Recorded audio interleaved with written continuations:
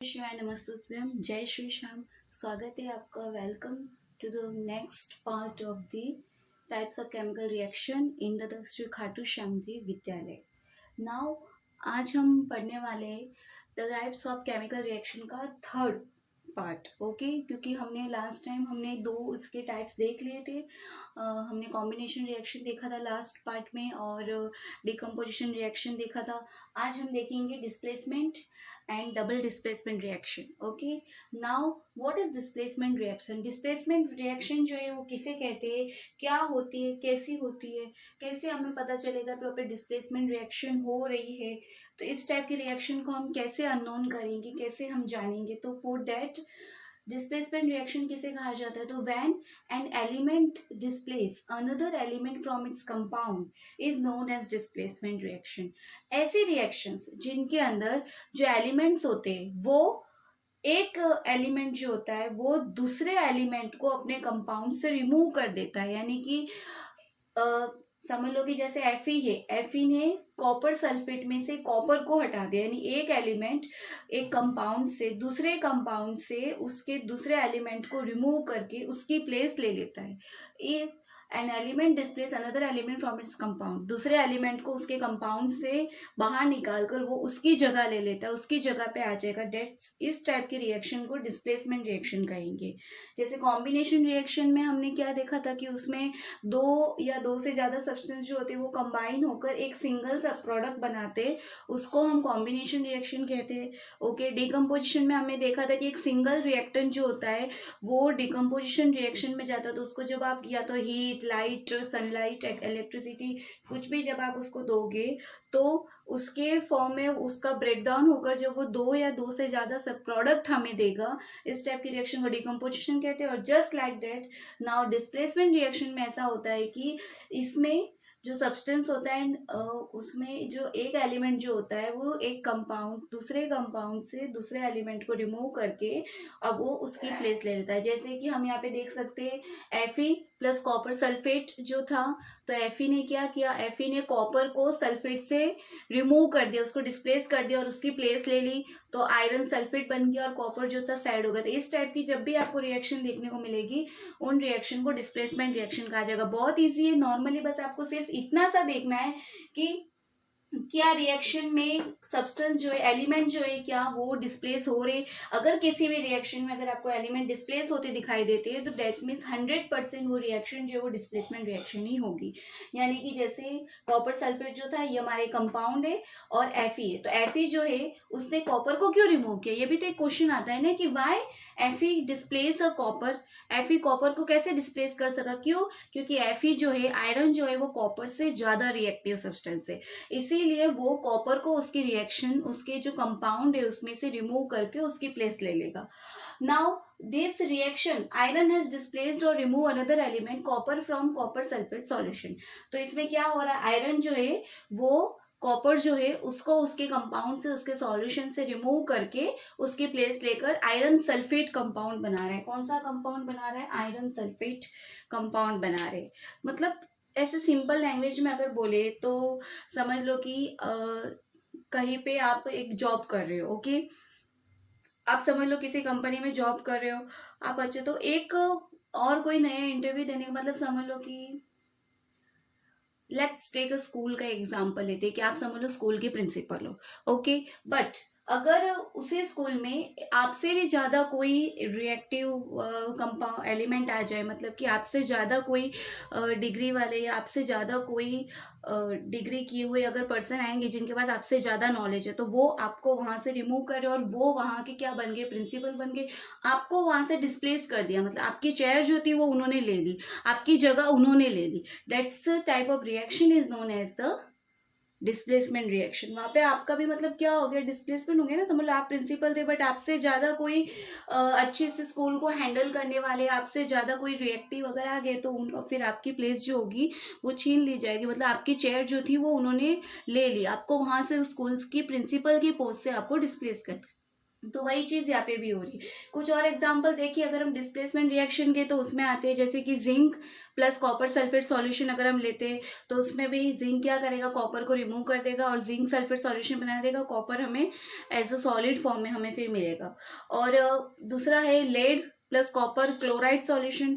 अगर आप लेड और कॉपर क्लोराइड सॉल्यूशन लेते तो उसमें भी जो लेड जो है वो कॉपर को रिमूव करके क्लोराइड के साथ अपना बॉन्ड बना देगा and lead chloride solution form करेगा।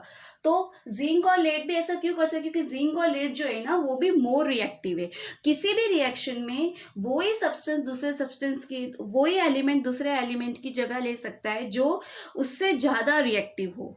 तो आयरन है, जिंक है, लेड है, ये सब कॉपर से ज्यादा रिएक्टिव सब एलिमेंट्स, इसीलिए इन्होंने कॉपर को अपनी प्लेस से डिस्प्लेस कर दिया। नाउ अब नेक्स्ट आता है डबल डिस्प्लेसमेंट। डबल डिस्प्लेसमेंट कहते हैं बहुत ज्यादा इजी है, डिस्प्लेसमेंट और डबल डिस्प्लेसमेंट बहुत ज्यादा इजी है, इनमें कोई ज्यादा डिफरेंस नहीं।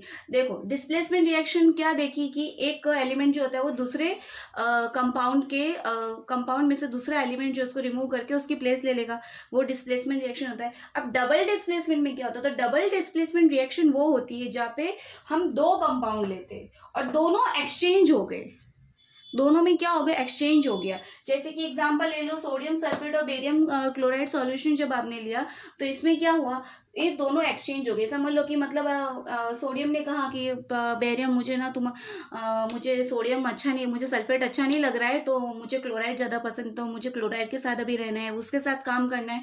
और बेरियम ने भी कहा हाँ मैं भी क्लोराइड के साथ काम कर करके अभी ना बहुत ज़्यादा थक चुका हूँ, तो मुझे भी अभी ना सल्फेट के साथ वर्क करना है अपना, क्योंकि मैं बहुत ज़्यादा बोर हो चुका हूँ अभी क्लोराइड के साथ वर्क कर करके। तो फिर इन दोनों ने क्या किया, अपनी पोजीशन एक्सचेंज कर दी। समझ लो ऐसा कि एक ही स्कूल में काम कर करके वो थक चुके थे, तो उन्होंने न्यू स्कूल ज्वाइन कर दी, अपनी अपनी पोजीशन एक्सचेंज कर दी। सो लाइक दैट, तो सोडियम ने क्या किया, सोडियम क्लोराइड के साथ जाके उसने अपना कंपाउंड फॉर्म कर दिया और बेरियम सल्फेट के साथ आ गया। तो इसमें क्या हो, कोई भी कंपाउंड कोई भी एलिमेंट अकेला नहीं है, इन दोनों ने अपनी अपनी पोजीशन एक्सचेंज कर दी। जस्ट लाइक दैट कि कुछ अलग से एग्जाम्पल ले तो समझ लो कि एक जन जो है जो खाटू खाटू श्याम जी विद्यालय स्कूल के मैथ टीचर है। समझ लो सोडियम जो है वो खाटू खाटू श्याम जी विद्यालय के मैथ्स टीचर है, और सल्फेट जो है वो खाटू श्याम जी विद्यालय स्कूल है, और बेरियम जो है वो समझ लो कि श्री विद्या संस्कूल के स्कूल के टीचर है, और क्लोराइड जो है वो विद्या संस्कूल मान लो। तो अभी सोडियम जो था वो इस स्कूल में काम कर करके बहुत ज़्यादा बोर हो चुका है, ठीक है। अभी समझ लो इसको अपनी प्लेस एक्सचेंज करनी है, और बेरियम जो था वो तो फिर वो क्या करेंगे, पोस्ट तो खाली होनी चाहिए ना, जब पोजीशन खाली होगी तभी तो एक्सचेंज हो पाएंगे। तो फिर आप लोगों ने क्या कर दिया, इन दोनों ने क्या किया, इन दोनों ने अपनी अपनी स्कूल चेंज करी, because they both are friends ना। तो उन्होंने बोल दिया कि मैं स्कूल में वर्क कर करके बहुत बोर हो चुका हूँ और कुछ नया एक्सपीरियंस करने, नई स्कूल में जाके मुझे अब थोड़ा अपना एक्सपीरियंस देना है, करना है न्यू। तो फिर इन दोनों ने अपनी अपनी पोजीशन चेंज कर ली। तो सोडियम जो था वो क्लोराइड के साथ जुड़कर सोडियम क्लोराइड बना दिया, और बेरियम जो था वो सल्फेट के साथ आकर बेरियम सल्फेट बना दिया।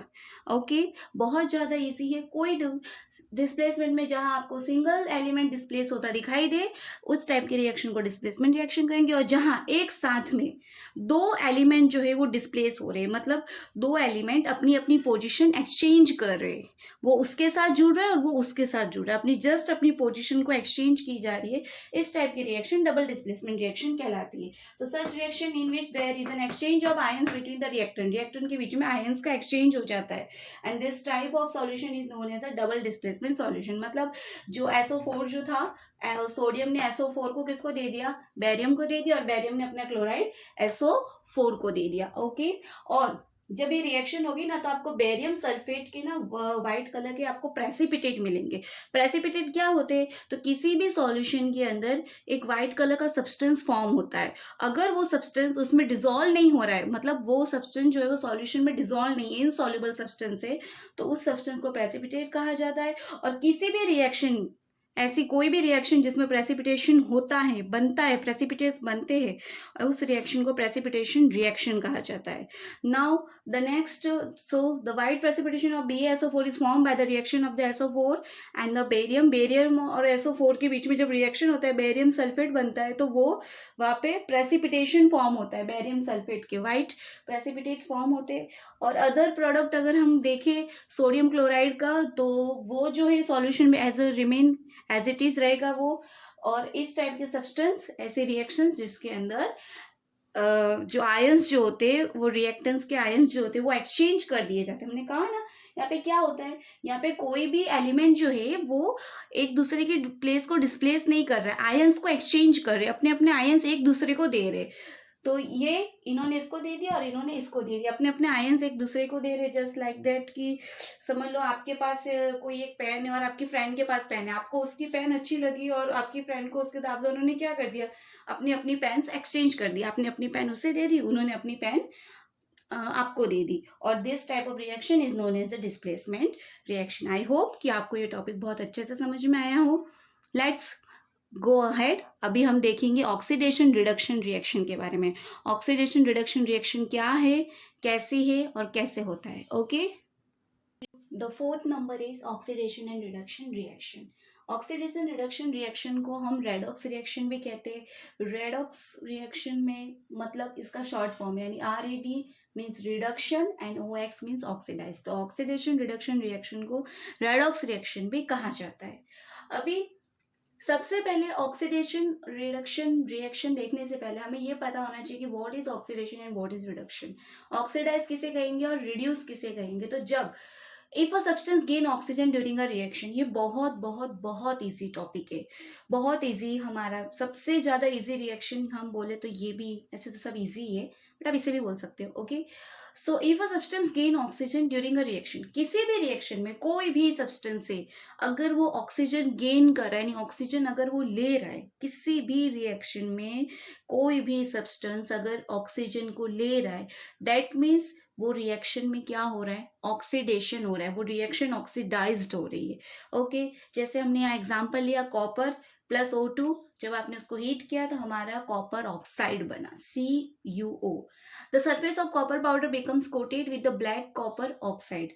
कॉपर पाउडर का जो सरफेस जो था वो एक ब्लैक कलर के कॉपर ऑक्सीडाइज ब्लैक कलर के पाउडर से पूरा कवर हो गया था, ब्लैक कवर आ गई थी उसके ऊपर कॉपर ऑक्साइड की। दिस इज बिकॉज, ऐसा क्यों हुआ, क्योंकि कॉपर जो था वो ऑक्सीडाइज हो चुका था, वो कॉपर के अंदर ऑक्सीजन ऐड हो गया और इस वजह से वो कॉपर ऑक्साइड बन गया। तो किसी भी सब्सटेंस में जब कोई भी सब्सटेंस हो, जब वो ऑक्सीजन गेन करता है, किसी भी सब्सटेंस के साथ अगर ऑक्सीजन जुड़ेगा तो वहां पे हमें ऑक्सीडेशन देखने को मिलेगा और उस रिएक्शन को हम ऑक्सीडाइज बोलेंगे। नेक्स्ट आता है रिड्यूस। तो व्हाट इज रिड्यूस, तो जस्ट इसका उल्टा, ऑक्सीडेशन रिएक्शन का जस्ट रिवर्स जो रिएक्शन होता है, यानी कि ऑक्सीडेशन रिएक्शन में ऑक्सीजन को गेन किया जाता है और रिडक्शन रिएक्शन में ऑक्सीजन को लॉस किया जाता है। यानी अगर आपको ऐसी कोई भी रिएक्शन दिखे जिसमें कोई भी substance, any a single substance, वो अगर ऑक्सीजन को लॉस कर रहा है, यानी उसको छोड़ रहा है, अपने से दूर कर रहा है, दैट मीन्स वहां पे रिड्यूस्ड रिएक्शन हो रही है, वहां पे रिडक्शन हो रहा है। जैसे कि अब एग्जांपल ले लो CuO, जो कॉपर सल्फेट बना था, हमारा कॉपर ऑक्साइड जो हमारा ऊपर बना था, कॉपर ऑक्साइड में जब आपने हाइड्रोजन गैस को पास किया तो हमें कॉपर और H2O मिला, यानी हाइड्रोजन गैस के साथ ऑक्सीजन जुड़ गया। तो यहाँ पे क्या हो रहा है, कॉपर से ऑक्सीजन रिमूव हो रहा है, दैट मीन्स वो क्या हो रहा है, वहां पे रिडक्शन हो रहा है, रिड्यूस्ड हो रहा है। ओके, और यहाँ पे रिवर्स रिएक्शन हमें फिर देखने को मिलती है। तो जो ब्लैक कोटिंग जो होती है कॉपर के पाउडर के ऊपर की, वो टर्न हो जाती है ब्राउन कलर में, क्योंकि वहां पे रिवर्स हो रहा है, कॉपर जो है ऑक्सीजन को छोड़ रहा है, लॉस कर रहा है, गेन नहीं कर रहा है। तो नाउ अब आता है रेडॉक्स रिएक्शन। तो व्हाट इज रेडॉक्स रिएक्शन, तो when one reactant get oxidize and while other get reduce, जब एक ही रिएक्शन में हमें ये दोनों चीजें देखने को मिलती है कि एक ही रिएक्शन में एक सब्सटेंस ऑक्सीजन को ले रहा है और एक सब्सटेंस ऑक्सीजन को लूज कर रहा है, उसको छोड़ रहा है, तो जब ये दोनों चीजें एक ही रिएक्शन में हमें देखने को मिलेगी तो उसको हम रेडॉक्स रिएक्शन कहेंगे। रेडॉक्स रिएक्शन मतलब एक ही रिएक्शन में हमें ये दोनों चीज देखने को मिलती है कि एक सब्सटेंस ऑक्सीजन को दे रहा है और एक सब्सटेंस ऑक्सीजन को ले रहा है। ठीक है, एक उसको छोड़ रहा है और एक ले रहा है। तो जैसे कि यही रिएक्शन जो हमने ऊपर अभी देखी रिड्यूस में, CuO, वो क्या, कॉपर क्या कर रहा है, ऑक्सीजन को लूज कर रहा है, तो यहाँ पे रिडक्शन हो रहा है, सिर्फ कॉपर में कन्वर्ट हो गया। और हाइड्रोजन गैस जो थी उसने ऑक्सीजन को लेकर H2O वाटर बना दिया और वहां पे ऑक्सीडेशन देखने को मिला। यानी कॉपर ऑक्साइड जो है उसने ऑक्सीजन को लूज किया और रिड्यूस बन गया, और हाइड्रोजन जो है उसने ऑक्सीजन को गेन करके ऑक्सीडाइज्ड हो गया। तो ये दोनों रिएक्शन जब हमें साथ में देखने को मिलेगी, इस टाइप की रिएक्शन को हम रेडॉक्स रिएक्शन कहेंगे, यानी ऑक्सीडेशन रिडक्शन रिएक्शन कहेंगे। नाउ कुछ और एग्जांपल देखे, जैसे जिंक ऑक्साइड कार्बन के साथ जब रिएक्ट करेगा तो जिंक ऑक्साइड क्या कर रहा है, ऑक्सीजन को लूज कर रहा है, उसका रिडक्शन हो रहा है, और कार्बन ऑक्सीजन को गेन कर रहा है और कार्बन मोनोऑक्साइड बना रहा है। मैंगनीज ऑक्साइड और हाइड्रोक्लोरिक एसिड का अगर हम देखें तो वो भी वही हो रहा है, मैंगनीज ऑक्सीजन को लूज कर रहा है, रिड्यूस हो रहा है, और हाइड्रोजन क्लोराइड जो है वो ऑक्सीजन को गेन करके यहाँ पे ऑक्सीडाइज हो रहा है। So this was the very easy, यहाँ पे आपके केमिकल रिएक्शन के सारे टाइप्स कंप्लीट होते हैं। अभी हम नेक्स्ट कोरोजन और रेंसिडिटी के बारे में पढ़ने वाले कि what is corrosion and what is rancidity. Okay, the last topic of this chapter, और इसी के साथ आज हमारा ये चैप्टर कंप्लीट हो जाएगा। तो द लास्ट टॉपिक है corrosion and rancidity. What is corrosion and what is rancidity? So iron articles are shiny when new but get coated with a reddish brown powder when left for the some time, and this process is commonly known as the rusting of iron. जब iron के articles यानी iron की जो चीज़ें जो होती है जब वो न्यू होती है तो कितनी ज़्यादा शाइनी होती है, लस्ट्रियस होती है, बट जैसे ही थोड़ा टाइम निकलता है उसके ऊपर एक रेडिश ब्राउन पाउडर का एक कोटिंग आ जाता है। क्यों क्यों आ जाता है वो? डू यू नो वाई ऐसा ऐसा क्यों होता है? बिकॉज वो रस्ट हो रहा है। जब आयरन जो है जब उसको लाकर बहुत सारे थोड़े टाइम के लिए जब आप उसको ऐसे ही छोड़ देते हैं, हम उसके ऊपर कोई नया कोटिंग नहीं करवाएंगे, मतलब उसको अगर हम कोरोजन से बचाना नहीं बचाएंगे तो iron articles are shiny when new but get coated with a reddish brown powder when left for some time. This process is commonly known as rusting of iron. तो rusting of iron के बारे में हम तो rusting of iron के बारे में हम सब बहुत अच्छे से जानते हैं कि रस्टिंग ऑफ आयरन किसे कहते हैं। तो जब जो आयरन के जो चीज़ें हैं, ठीक है, जो सब्सटेंस है आयरन की जो चीज़ें हैं, जब वो हम थोड़े वक्त के लिए हम ऐसे ही उसको छोड़ देंगे, उसके ऊपर अगर हम ध्यान नहीं देते, अगर उसकी हम केयर नहीं करेंगे तो वो उसके ऊपर एक रेडिश ब्राउन कलर का एक पाउडर आने कोटिंग आना शुरू हो जाती है, और वो कुछ नहीं उनका रस्ट है, सड़ने लग जाता है आयरन, और उसी को रस्टिंग ऑफ आयरन कहते हैं। जब when a metal is attacked by substance around it such as moisture, acid, it is said to be corrode and this process is called the corrosion. तो रस्टिंग ऑफ आयरन क्यों होता है? क्या reason है iron के rust होने के पीछे? क्यों? क्योंकि जब आयरन जो है जब कोई मॉइस्चर के या किसी एसिड के मॉइस्चर के जब कांटेक्ट में आता है ना आयरन, तो वो ऐसे ही है, तो आयरन क्या करता है, ऑक्सीजन के साथ रिएक्शन करने लगता है, वो उसके साथ रिएक्ट करने लगता है और आयरन ऑक्साइड फॉर्म कर देता है, और उसी की वजह से जो आयरन जो है वो रस्ट होता है, सड़ने लग जाता है बाहर से। तो ऐसी प्रोसेस जब जहाँ पे मेटल जो होते हैं वो सब्सटेंस जो होते हैं वो अपने आसपास की जो मॉइस्चर है, एसिड है, एक्सेट्रा किसी की भी चीज़ के अगर कांटेक्ट में आते हैं, अगर या हम ऐसे भी कह सकते हैं वो उनसे अटैक हो रहे हैं या कांटेक्ट में आ रहे हैं, तो वो कोरोड होना सड़ना शुरू हो जाएंगे, और उस प्रोसेस को कोरोजन कहा जाता है। जो ब्लैक कोटिंग होता है सिल्वर के ऊपर जो हम जब भी कोई सिल्वर का चीज़ लाते हैं, तो सिल्वर जब हम न्यूड होता है तो न्यूली कितना ज़्यादा वो जो शाइनी होता है, ठीक है, कितना एकदम अच्छा उसका कलर होता है, उसका सब कुछ कितना न्यू दिखता है, बट जैसे ही थोड़ा वक्त निकलता है उसके ऊपर ब्लैक कलर का कोटिंग आना शुरू हो जाता है। उसी तरह जैसे कॉपर के ऊपर ग्रीन कलर का कोटिंग आ जाता है। ये सब एग्जाम्पल है कोरोजन के। Corrosion causes damage to car. Corrosion सिर्फ मेटल्स को ये सब चीज़ों को नहीं, इसके साथ साथ और भी चीज़ों को डैमेज करता है, जैसे कि गाड़ियाँ है, कार की जो बॉडीज होती है, आउटर कवरेज होती है, ब्रिज होते हैं, रेलवे रेलिंग होती है, मतलब जो पटरियाँ होती है रेल की, वो शिप्स होते हैं, और भी बहुत सारे ऑब्जेक्ट्स जो मेटल से बने हुए हैं, ठीक है, स्पेशली आयरन से बने हुए, वो सारी चीज़ों में तो हमें कोरोजन देखने को मिलेगा ही। तो corrosion of iron is a serious problem. Iron का कोरोजन एक सीरियस प्रॉब्लम, और इस वजह से हर साल कितने ज़्यादा पैसे इसके पीछे खर्च हो जाते हैं हमारे। नाउ द नेक्स्ट टॉपिक है हमारा rancidity. What is rancidity? Rancidity क्या है, किसे कहते हैं? Dissolve. Now, when fat and oils are oxidized, they become rancid and their smell and taste change. तो rancidity किसे कहते हैं? चीज का सड़ना। मतलब कि यहाँ पे कोरोजन जो है वो हमें मेटल्स वो सब में देखने को मिलता है, और रेंसिडिटी जो है वो हमें फूड ये सब में देखने को मिलेगा। तो कोई भी चीज़ है जिसके अंदर फैट या ऑयल्स जो होते हैं जब वो ऑक्सीडाइज हो जाते हैं, मतलब फैट और ऑयल्स कंटेनिंग जो सब्सटेंस होते हैं, जो चीज़ें होती है, वो रेंसिड हो जाती। कब? जब वो ऑक्सीजन के साथ ऑक्सीडाइज हो जाएंगे फैट और ऑयल्स कंटेन, तो उनमें से स्मेल आने लगती है, उनका टेस्ट चेंज हो जाता है, जैसे अचार है, ये सब चीज़ें, चिप्स जो होती है वो सब। तो वो रेंसिड हो रहा है, यानी कि वो खराब हो रहा है। Usually substance which prevent oxidation, और ऑक्सीडेशन को प्रिवेंट करने के लिए, ऑक्सीडेशन ना हो, हमारा सब्सटेंस खराब ना हो, तो उसके लिए हम एंटीऑक्सीडेंट यूज करते हैं। खाने के अंदर एंटीऑक्सीडेंट्स ऐड किए जाते हैं, और वो भी कौन से खाने में, जिसके अंदर फैट्स और ऑयल प्रेजेंट होते हैं। ऐसे फूड में हम एंटीऑक्सीडेंट्स ऐड करते हैं ताकि हम रेंसिडिटी को प्रिवेंट कर सके, उसको रोक सके। और दूसरे हम कौन सी चीज़ें हमें फॉलो करनी चाहिए रेगुलर लाइफ में, जैसे कि ये कि हमें खाने को हमेशा एयर टाइट कंटेनर में रखना चाहिए ताकि उसका ऑक्सीडेशन जो है वो स्लो डाउन हो सके, धीरे धीरे हो, इतना फास्ट ना हो। और अगर हम चिप मैन्युफैक्चरिंग का देखें तो जो चिप मैन्युफैक्चरिंग होती है उन इंडस्ट्रीज में भी वो चिप्स के जो बैग होते हैं जिसमें चिप्स है, ये सब जो पाए जाते हैं, ठीक है, जो हम दुकान से, मतलब स्टोर से, शॉप से जो हम खरीदते हैं, तो वो जो चिप्स के बैग होते हैं ना, उसके अंदर भी नाइट्रोजन गैस फिल की जाती है ताकि वो चिप्स जो है वो ऑक्सीडाइज ना हो जाए और वो रेंजिड ना हो जाए। ओके, इसी के साथ हमारा आज का लेक्चर कंप्लीट होता है, और हमारा जो फर्स्ट चैप्टर है क्लास 10th का, जो फर्स्ट चैप्टर है केमिकल रिएक्शन एंड इक्वेशन, वो भी यहाँ कंप्लीट हो रहा है। आई होप कि आपको ये चैप्टर बहुत अच्छे से समझ में आया हो, और अगर आपको कोई भी डाउट है तो आप मुझे कमेंट में कर पूछ सकते हैं। I really make sure that I can help you very well at all.